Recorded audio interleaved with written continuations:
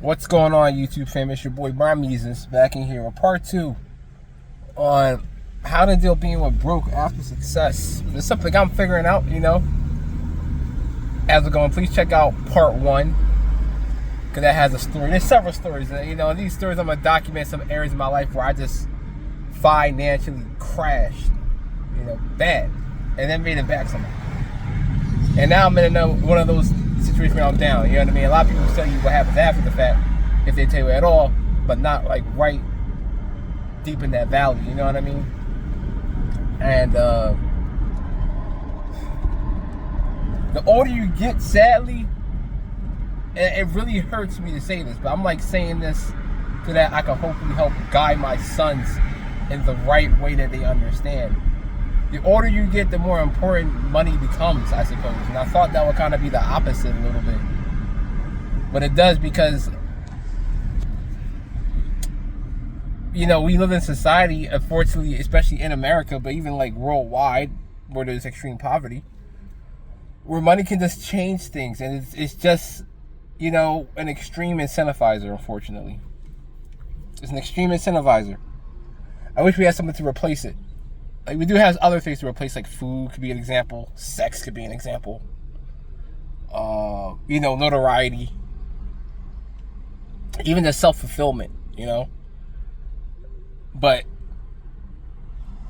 money is an incredible, incentive. It's not like the end-all, be-all, because, for example, we all know you can become a surgeon, like, by the time you're in grade school and make a lot of money. I mean, while you're in grade school, you learn you can become a surgeon and make a lot of money. Hypothetically, right? It's going to take a lot of hard work by virtue of studying, and not even like, laborious actions such as like, lifting weights or building structures and whatnot. By sheer study, sheer focus. And one of the sad parts is if you're pretty adept in many things when you're young, so you're good looking. Hopefully you got to good looking. At least the ladies do. So that matters. You can fight. I prided myself on being able to fight for the majority of my life. And then you're getting money. It's going to be a very easy way for people to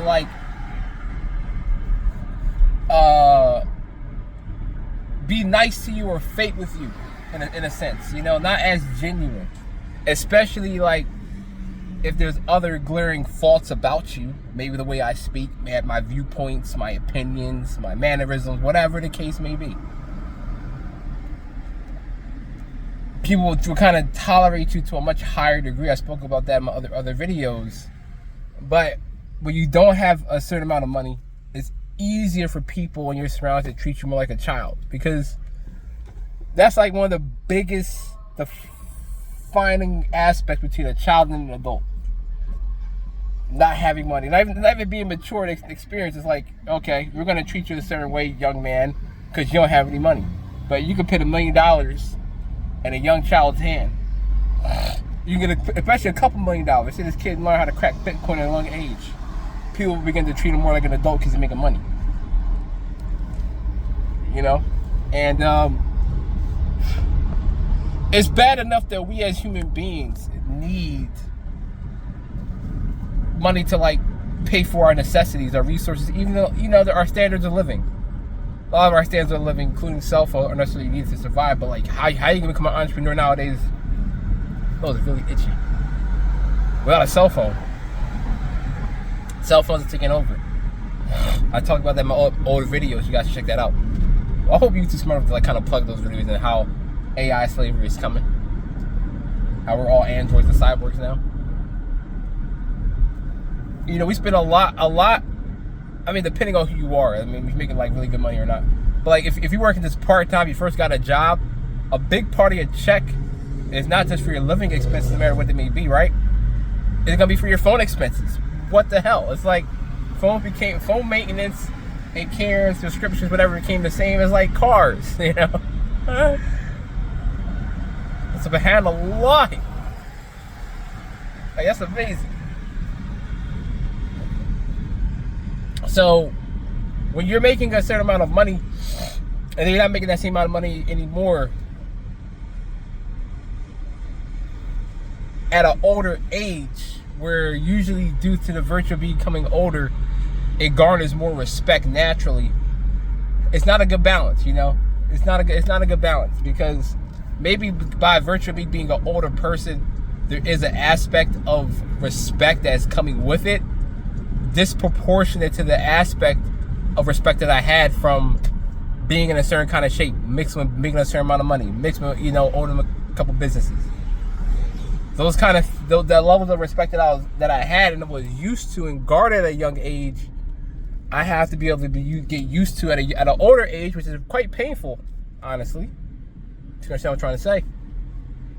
Dealing without that same level, and it's hard to not, like, you're aware of it to a degree before the collapse, or if a collapse never happens, you're aware that a lot of your respect is tied maybe to certain things of your capabilities and your attributes, but how it necessarily feels without, specifically the money part. It may be like it's something you not even notice, like, because like I don't think too many people know how much money I was making per se, but when you have the money in your account, it's easy to not pay attention to what other people have to say. That's one of the downsides of money. Being able to choose what opinions or what talk points that you get to hear, not because you have the money to say, no, I don't care about that.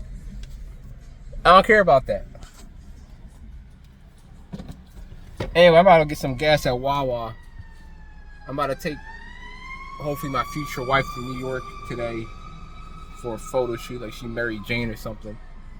Cause I'm trying, bro. I'm trying, you know, to be a good man regardless, to be supportive and, you know, guide her to Islam and, you know, do something, because I'm not sure where I'm at nowadays. But don't forget to like, guys, comment, subscribe. This is gonna be probably a part 10 to this, so stay tuned.